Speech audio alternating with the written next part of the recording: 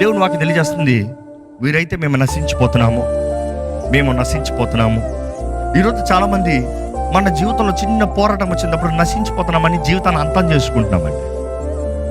సర్వశక్తిమంతుడిని నమ్మిన తర్వాత ఆయన మానవుడా విడిచిపెడతానికి? ఆయన మానవుడా ఇంకా నాకు చేత కాదు అని చెప్తానికి? ఆయన ఏంటి మనలాంటి వ్యక్త? నాకు చేయగలిగినంత చేశాను, ఇంకా నా వల్ల కుదరలేదు, నీ దారి నువ్వు చూసుకొని చెప్తానికి? దేవుడు ప్రేమించే దేవుడు ఎవరిని విడిచిపెట్టడు. ఆయన విడిచిపెట్టాడండి. ఆయన నమ్మిన వారిని ఆయన విడిచిపెట్టడం. ఆయన శ్రమల్లోకి నడిపిస్తాడేమో, విడిచిపెట్టడు.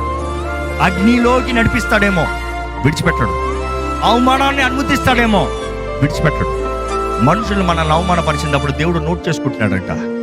చూద్దాం, నా బిడ్డని ఇలా అవమానపరుస్తావా? నువ్వు ఏ విషయాల్లో అయితే నా బిడ్డను అవమానపరిచావో ఆ విషయాల్లో నేను నా బిడ్డను గణపరిచి నా బిడ్డకు మహిమ తెచ్చి నా నామాన్ని మహిమపరచుకుంటా అంటాడు దేవుడు.